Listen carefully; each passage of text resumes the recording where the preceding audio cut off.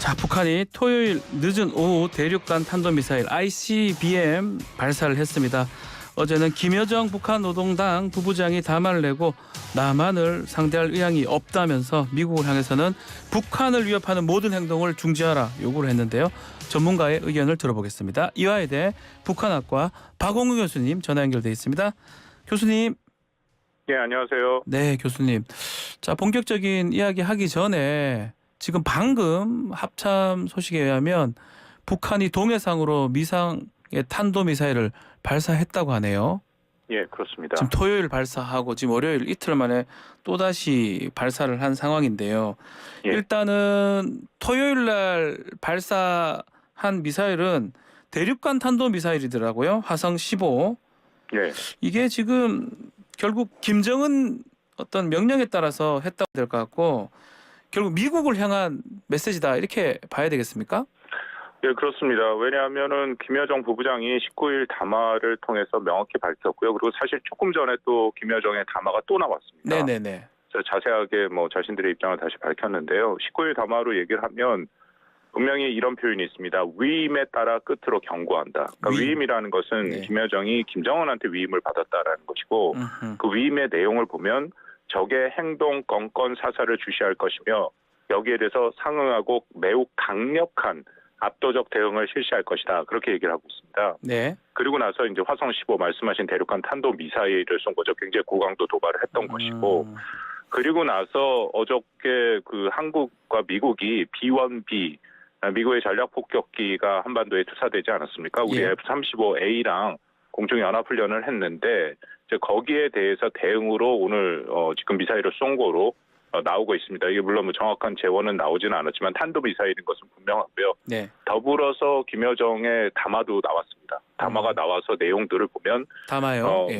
그저께 그 북한이 쐈던 화성 15에 대해서 국내에서 여러 가지 이제 분석들이 있었거든요. 저도 이 분석을 했었는데 예를 들어서 9시간 20분이 걸렸다라는 것입니다. 북한이 처음 김정은의 명령 이후에. 예. 근데 그거는 사실상 그렇게 오래 시간이 걸린다면 실전에서 사용할 수 없다라는 것이죠. 근데 거기에 대해서 김여정이 그거에 대한 아주 자세한 반박을 했고요. 아하. 시간이 왜 걸렸는지에 대해서도 얘기를 했고 예. 또 하나는 일본 측에서 사진이 나왔는데 북한의 화성 15가 다시 그 대기권을 뚫고 들어오는 재진입이 있는데 그 예. 기술이 실패했다라는 그런 분석들이 있었습니다. 근데 거기에 대해서도 그 김여정이 아주 굉장히 자세하게 반박을 하는 담화가 조금 전에 나왔습니다. 자, 그러면 지금 화성 15를 토요일 18일 날 쏘고 우리가 지금 연합훈련을 하니까 새롭게 미사일을 지금 쐈던 건데 지금 어떻게 보면 계속 보여주는 어떤 그런 양상이라고 봐야 되겠네요. 그렇습니다. 이게 분명히 좀 차별화가 되는데요. 예. 현재 상황에서는 작년이랑 우리가 비교해 볼 필요가 있죠. 네. 작년에 역대 최대의 도발을 했었는데 그 당시에 도발의 명분을 보면 자신들이 갖고 있는 국방발전 5개년 계획이 있다라고 얘기를 합니다. 이게 2021년 1월 달에 있었던 8차 당대회 때 발표된 건데 네. 그 5개년 계획에 따라서 일상적 행위다. 한국도 하고 미국도 하는 그런 자위력 차원에서 국방 발전을 하고 있다라고 그렇게 얘기를 했었어요.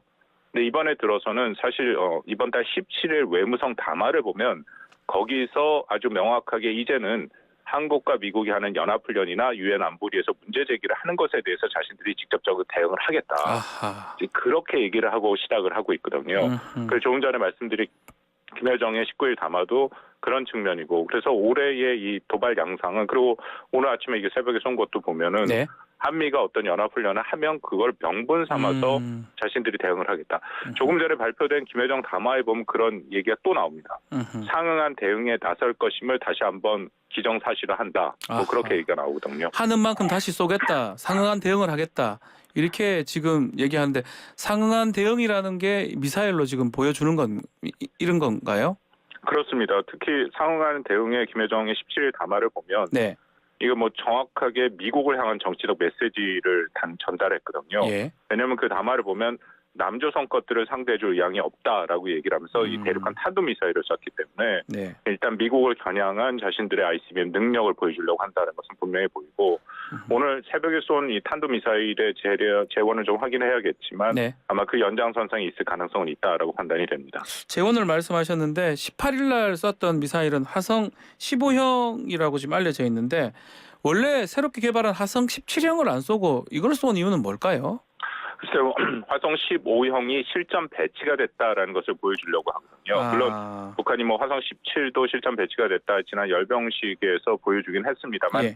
화성 15는 2017년 11월 29일에 처음 시험 발사를 했고 그리고 뭐 한 20여 기까지도 있다라고 그렇게 알려질 정도로 이미 실전 배치가 됐다라는 것이죠. 네. 그래서 이번 그 미사일 발사 오늘 말고 했던 미사일 발사의 가장 큰 화성 15의 특징은 자신들이 갖고 있는 미사일을 언제든지 쏠 수 있다라는 것을 보여주기 위한 이제 그런 의미를 부여했기 때문에 가능하다라고 판단이 되고요. 네. 저는 전반적으로 이게 북한의 초조함이 좀 읽힙니다. 아, 초조함이 보인다고요? 예. 왜냐하면 아까 방금 말씀드린 것처럼 작년 같은 경우에는 자신들이 끝없이 도발을 하면서도 이것은 자위권 차원이다. 뭐 발전 계획에 따른 것이다라고 얘기를 하다가 그래서 사실 북한 내부에도 잘 알리지도 않았어요. 뭐 그 북한 내부의 노동신문 같은 데 잘 실리지도 않았고 네. 또 올해 같은 경우에는 이건 아주 명백하게 한미에 대한 대응이다. 근데 이게 제가 초조함이 느껴진다는 게 한미가 본격적으로 북한한테 대응을 시작한 것은 사실 작년 하반기부터거든요. 네. 연합훈련이 다시 재개가 됐고 또 미국의 전략 자산이 한반도에 다시 들어오기 시작했고 또 거기에 대해서는 대응을 하지 않았었습니다. 북한이. 그러다가 지금은 한미를 상대로 대응을 한다는 것은 북한 내부 사정이 지금 매우 어려운 것은 이미 잘 알려진 것이고 네. 그렇다면 북한의 입장에서는 늘 내부가 어려울수록 외부의 긴장을 조성해서 이것을 돌파하는 이제 그런 전형적인 행태를 좀 보이고 있다. 그렇게 판단이 됩니다. 초조한 게 그런 건가요? 내부 사정이지만 미국이 지금 별로 반응이 없어서 그런 게 있다고 봐야 되는 겁니까? 분명히 그것도 작동을 하죠. 왜냐하면 바이든 행정부가 저는 두 가지라고 판단을 하는데 방금 말씀하신 것처럼 반응을 안 보이고 있는 게 하나는 의도적인 것이 있거든요. 그러니까 의도적인 무시죠. 왜 바이든 행정부가 오바마 행정부 때 있던 사람들이기 때문에 북한을 상대해봐서 북한의 페이스에 말리지 않겠다는 생각이 굉장히 큽니다. 아하. 그래서 북한이 뭐 고강도 도발을 하더라도 거기에 대해서 그렇게 크게 의미를 부여하지 않으려고 하는 것이죠. 두 번째는 이건 좀 많이 우려가 되는데 전체적으로 바이든 행정부의 대외 정책에서 북한 핵 문제는 우선순위가 아닙니다. 네. 그러니까 사실은 어떻게 보면 뭐 오바마 행정부 했던 전략적 인내 2.0 뭐 네. 그렇게 얘기를 할 정도로 적극성이 없는 것도 분명하죠. 자, 그러면 지금 내부 문제가 식량난이 지금 큰 건가요? 지금? 예, 그렇습니다. 1월 24일이면 그러니까 네. 지난달 1월 24일부터 한다면 3년간 북한이 사실상 국경을 봉쇄하고 있는 거거든요. 아직까지도 국경을 봉쇄하고 있습니다. 예. 그러니까 상식적으로 생각하더라도 3년을 국경을 봉쇄하고 경제가 안 어려워질 수가 없죠. 아하. 그러니까 이번에 그 작년 연말 올 초에 발표했던 8기 6자 전원회의를 통해서도 사실상 뭐 경제가 어렵다라는 것을 분명하게 얘기를 했습니다. 그리고 그들이 발표한 뭐 12개 고지를 보면 그중에 첫 번째가 알고 식량난이 심하다. 식량난. 일부 외신에서 나왔습니다만 개성 같은 데서도 뭐 아사자가 나왔다라는 얘기까지 들리는 상태거든요. 네. 그렇다면 북한의 입장에서는 뭔가 이걸 돌파를 해야 되는 상황이 있다라는 거죠. 자, 그런데 어쩌면 지금 우리는 좀 패싱을 하고 김여정 담화에서 보면 한국은 빠지라고 얘기를 하잖아요. 미국과 바로 하는 모양새인데 또 미국도 대응이 그렇게 나오지도 않고요. 이런 부분 어떻게 봐야 됩니까? 그럼 북한의 입장에서는 한국에 보다는 미국을 향해서 메시지를 보내는 게 확실히 자신들은 필요하죠. 왜냐하면 저는 이 모든 과정이 북한이 아주 명백한 목표가 있다라고 생각을 합니다. 어떤 목표가 있는 겁니까? 그 목표는 자신들이 확실한 핵 보유국으로 인정을 받는 것이죠. 그것을 뭐 국제사회에서 공개적으로 인정할 수는 없고 네. 사실상의 인정, 영어로 이제 디팩터라는 표현을 쓰는데요. 그러니까 북한의 입장에서는 자신들의 그런 그 사실상의 핵 보유국으로 인정을 받고 미국과 단판을 져서 제재를 해제하는 것. 그것이 가장 핵심적인 목표고 이거는 북한이 2019년 12월에 7기 5차 전원회의를 통해서 이른바 정면 돌파전이라는 것을 선포합니다. 예. 그게 지금까지 계속 오고 있는데요.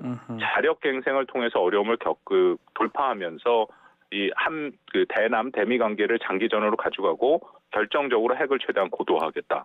그들의 목표거든요. 네. 그래서 지금의 대화는 물론 말씀드린 것처럼 미국 정부가 대화에 소극적인 것도 있지만 북한이 전혀 대화를 지금 할 생각은 현재로서는 없어 보인다. 이제 그런 모습을 계속 보이고 있다는 것이죠. 참 문제는 우리가 한미 연합훈련을 맞대응하니까 또 미사일을 쏘고 이게 계속 반복이 된다면 또 미국이 대응을 해주면 또 북한이 별 반응이 미사일 안 할 건데 미국이 대응이 없는 상황이라면 강대강으로 계속 갈 수도 있는 거 아닌가요?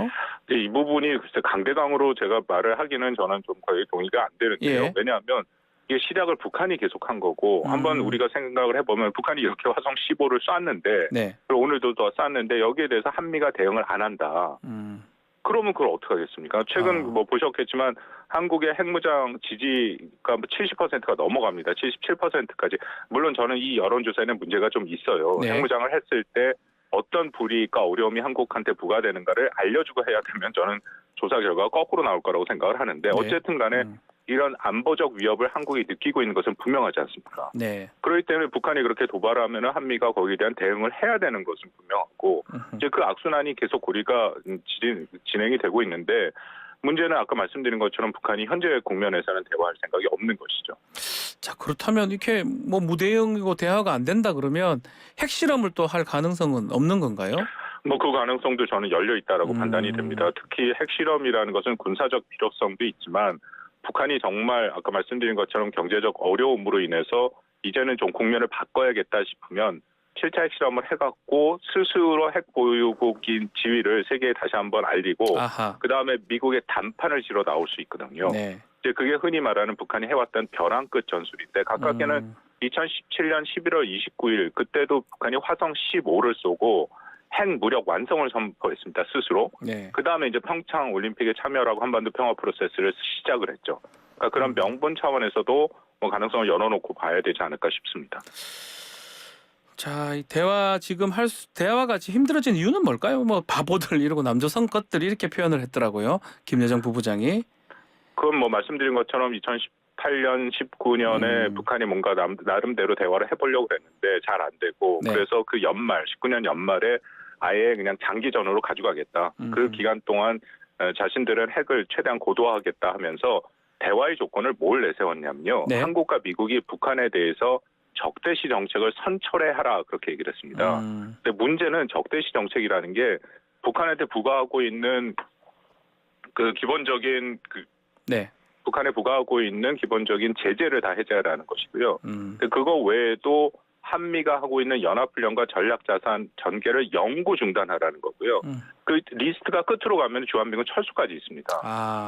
그러니까 문제가 물론 뭐 그걸 고려를 할 수 있지만 그렇게 하려면 북한이 먼저 협상 테이블에 앉아서 뭔가 비핵화 조치 과정에서 상응 조치들을 고려를 해야 되는 거잖아요. 네. 근데 북한이 요구하는 것은 그런 거 없이 먼저 한미가 이것을 해라. 이건 제 판단에는 북한도 알고 있습니다. 한미가 이걸 수용할 수 없다라는 거. 그러니까 북한은 그걸 명분으로 삼아서 그간 보여준 행태를 보면 핵을 고도화하고 있는 것이죠. 우리 지금 윤석열 정부도 선비핵화 조치 이후의 대화잖아요. 그러면 이게 관계 개선이 쉽지는 않을 것 같기도 하고요.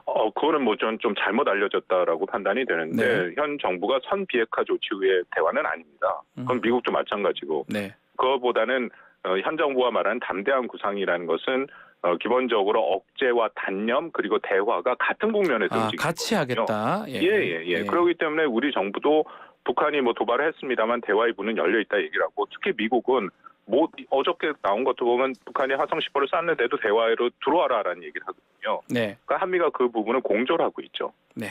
자, 마지막으로 이 김여정이 담화 발표하면서 존재감이 다시 확인됐는데 그거 말고도 최근에 김정은 위원장 딸 김주애가 지금 등장을 했습니다. 계속 언론에 보도가 되고 있거든요. 이거 어떻게 봐야 됩니까? 뭐 이건 계속 논란이 될 수밖에 없다고 생각이 되는데 저는 후계자로 보기는 아직 이르다. 후계자는 아니다. 김주애가. 왜냐하면 가장 큰 게 북한 체제의 특성을 생각해 보면 김정은의 나이가 지금 40입니다. 그러면 앞으로 20년에서 30년을 더 통치할 수 있는데 10살짜리 딸을 후계자로 세운다라는 것은 그 후계자 쪽으로 힘이 몰릴 수도 있거든요. 그게 김정은 건강이 안 좋은 그게 종종 보이는데 건강 이상설이 있었어요. 그렇죠. 1인 지배 체제의 권위주의 체제에서는 그런 것을 용납할 수가 없거든요. 그래서 그거보다는 어떤 이미지 정치 측면에서 후대를 대표하는 그런 상징적인 의미를 자신의 딸한테 부여하고 지금 나오고 있다고 판단이 됩니다. 알겠습니다. 자, 오늘 말씀 여기까지 듣겠습니다. 감사합니다. 예, 감사합니다. 박원권 이화여대 북한학과 교수와 함께했습니다.